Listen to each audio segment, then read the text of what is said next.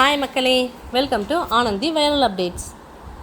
வீடியோக்குள்ளே போகிறதுக்கு முன்னாடி வீடியோவை லைக் பண்ணுங்கள், ஷேர் பண்ணுங்கள், சப்ஸ்கிரைப் பண்ணுங்கள். பாண்டியன் கோயிலுக்கு போகலான்னு சொன்னார் இல்லையா? ஸோ எல்லோரும் ரெடி ஆகிட்டுருக்காங்க. ஸோ மீனா வந்து காமிச்சு இந்த தோடு போடுவா, இந்த தோடு போடுவா, எந்த தோடு போட்டாலும் நீ நல்லா தான் இருப்பேன் மீனா அப்படிங்கிறாரு. இல்லை சொல்லுங்கள் என்ன போடுறதுன்னு. ஸோ 2 பேர் அதை டிஸ்கஸ் பண்ணிட்டாங்க. ஏன் மீனா அப்பா ஃபோன் நம்பர் கேட்டாரே கொடுத்துட்டியா? இல்லைங்க, அதுக்கப்புறம் மாமா கேட்கல கொடுக்கல. ஸோ அப்படின்னு பேசிகிட்டு இருக்கும்போதே பாண்டியன் வந்து மீனாவை கூப்பிடு அப்படிங்கிறாரு. மீனா மீனா அப்படின்னு கூப்பிட்றாங்க கோமதி. அப்பாவோட ஃபோன் நம்பர் கேட்டேனேம்மா, நீ கொடுக்கவே இல்லையான்னு. மாமா நீங்கள் கண்டிப்பாக பேசியே ஆகணுமா? என்னம்மா அப்பா திட்டுவாருன்னு பயப்படுறியா? அதனால் நான் பார்த்துக்கிறேன், நீ கொடு. நம்ம குலதெய்வ கோயில் போகிற சொல்லி தானே ஆகணும். இல்லைப்பா நான் பேசிக்கிறேன்டா, இந்த என் ஃபோன்லேயே போடு அப்பாவுக்கு அப்படின்னு சொல்லி ஃபோன் பண்ண சொல்கிறாரு. ஸோ ஃபோன் எடுத்து பொங்கல் நல்வாழ்த்துக்குங்கிறாரு. அவர் வந்துட்டு மீனோட அப்பா யார் ஃபோன் எடுத்து யாருன்னு சொல்லிட்டு பொங்கல் நல்வாழ்த்து சொல்லிட்டு இருக்கீங்க? நீங்கள் மீனோட அப்பா தானே? நான் மீனாவோட மாமனார் பேசுகிறேன்.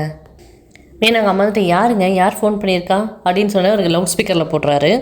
என்னடா இந்த ஆள் திடீர்னு கோயிலுக்கு ஃபோன் பண்ணியிருக்கானேன்னு சொல்லி உங்களுக்கு குழப்பமாக இருக்கா? ஒன்றும் இல்லைங்க, நாங்கள்லாம் குலதெய்வ கோயில் போகிறோம். மூத்த மனுவ குடும்பத்துலேருந்து எல்லோரும் வராங்க. ஸோ அந்த மீனாவோட குடும்பத்தில் உங்களை அழைக்கலான்னு கூப்பிட்டேன். நீங்கள் 2 பேரும் கண்டிப்பாக வரணும் சமந்தி. இங்கே பாருங்கள், வேறு விஷயமா பேசியிருந்தால் கண்டிப்பாக அதுக்கு பதில் சொல்லியிருப்பேன். இது கோயில் விஷயங்கிறதுனால யோசனை பண்ணிகிட்ருக்கேன். கண்டிப்பாக எங்களால் வர முடியாது. உங்கள் கோவம் எனக்கு புரியுது. நடந்த கல்யாணத்தை இது வரைக்கும் நீங்கள் ஏற்றுக்கலைங்கிறது எங்களுக்கு புரியுது. நாங்கள் மீனாவை என் சொந்த பொண்ணு மாதிரி தான் பார்த்துக்குறோம். ஆனாலும் உங்கள் அப்பா அம்மா இருந்து பார்த்துக்கிற மாதிரி வருமா சொல்லுங்கள்? உங்களுக்கு என்ன, நீங்கள் பையன் நல்லா பெற்று வச்சுருக்காரு, பொண்ணை பெற்று எங்களுக்கு தானே தெரியும். பொண்ணை ஒழுங்காக வளர்க்க தெரில, உன் பொண்ணு ஓடி போயிட்டான்னு சொல்கிற தினம் நம்ம கேட்டு வாழும்போது தான் தெரியும். ஃபோனை வை அப்படின்னு சொல்லி வச்சிடுறாரு அவங்க அப்பா. என்னங்க கோயிலுக்கு தானே கூப்பிட்றாங்க, போகலாம்ல, அதெல்லாம் ஒன்றும் தேவையே இல்லை அப்படின்னு சொல்லிட்டு போயிடுறாரு அவங்க அப்பா. மாமா அப்பா என்ன பேசினார் மாமா? அப்பா இது முக்கியமான வேலை இருக்கா மீனா, அதனால் வர முடியாதுன்னு சொன்னார். மாமா நிஜமாலுமே அப்பா அப்படி தான் சொன்னாரா? ஆமாம் மீனா, வேலை இருக்குன்னு தான் சொன்னார். சாரி மாமா, அப்பா ஏதாவது தப்பாக பேசியிருந்தா. சச்சா அதெல்லாம் ஒன்றும் இல்லை மீனா, அதெல்லாம் இனியே அப்படி நினைக்கிறேன். சரி போய் தூங்குங்க, போங்க கூட்டிகிட்டு போ செந்தில். அவங்க போனப்புறம் கோமதி கேட்குறாங்க, என்ன சொன்னார்? பொண்ணை பெற்றவர் தானே, அவன் நினச்ச மாதிரி ஒரு பொண்ணு கல்யாணம் பண்ண முடியல, ஒரு மாப்பிள்ளை அமையலைங்கிற வருத்தம்லாம் இருக்கும்ல, அதெல்லாம் நம்ம பெருசு பண்ணக்கூடாது. கொஞ்ச நாளைக்கு தான் பாரு, செந்தில் மட்டும் கவர்மெண்ட் வேலைக்கு போயிட்டான்னு வச்சுக்கோ, அவர் எல்லாத்தையும் மறந்து ஏற்றுக்கு 2 பேர்த்தையும் பார்க்கலாம் என்ன நடக்குதுன்னு சொல்லி பேசிகிட்டு இருக்காரு. எல்லோரும் குலதெய்வ கோயிலுக்கான மதுரைக்கு கிளம்பிட்டாங்க. ஸோ தனித்தனி காரில் வந்துட்டுருக்காங்க.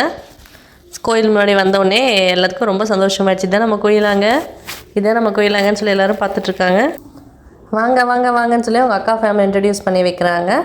ஸோ நான் சொன்னேன் இல்லைங்க, இதுதான் என் தம்பி பாண்டியன் சொல்லி அவர் இன்ட்ரடியூஸ் பண்ணுறாங்க. வணக்கம் மாமா அப்படின்னு சொல்லி பேசுகிறாங்க. ஸோ ஒரு பாட்டிக்கு இன்ட்ரடியூஸ் பண்ணுறாங்க. இது யாருன்னு தெரியுதா உனக்கு? இதுதான் நம்ம பாண்டியன். எந்த ஒரு குடும்ப விசேஷமாக இருந்தாலும் உன்னை பற்றி சித்தி பற்றி நாங்கள் பேசாமல் இருக்கவே மாட்டோம் பாண்டியா. இங்கே கிட்ட வாப்பா அப்படின்னு சொல்லி அதை பாட்டி பார்க்குறாங்க. நீ தானே சாமி, நீ உயிரோடு இருக்கியா செத்துட்டியா என்னன்னு கூட தெரியாமல் நாங்கள் ரொம்ப பயந்து போயிருந்தோம். உங்கள் அம்மா அப்பா செத்ததுக்கப்புறம் நீ இப்படி போனது எங்களுக்கு ரொம்ப கஷ்டமாக போச்சுப்பா தம்பி அப்படின்னு சொல்லி பாட்டி பார்த்துட்ருக்காங்க. சரி விடுமா, இப்போ தான் தம்பி வந்துட்டானே அதை பற்றிலாம் பேசுகிற. ஃபேமிலி மெம்பர்ஸ் ஒருத்தர் இன்ட்ரடியூஸ் பண்ணி வைக்கிறாரு. மூத்த பையன், அவங்க ஒய்ஃபு, 2வது பையன், என் பொண்ணு, பெரிய பொண்ணு வரல, வெளியூர் போயிருக்கா அப்படின்னு சொல்லி எல்லாத்தையும் இன்ட்ரடியூஸ் பண்ணுறாரு. ஸோ அவங்க கேட்குறாங்க அப்புறம் என்னென்ன வேலை பண்ணுறாங்கன்னு கேட்குறாங்க.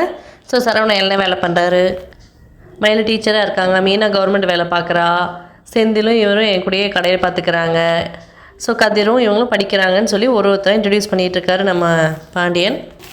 இப்படி நிறைவான குடும்பத்தை பார்க்கும்போது ரொம்ப சந்தோஷமாக இருக்குது பாண்டியா.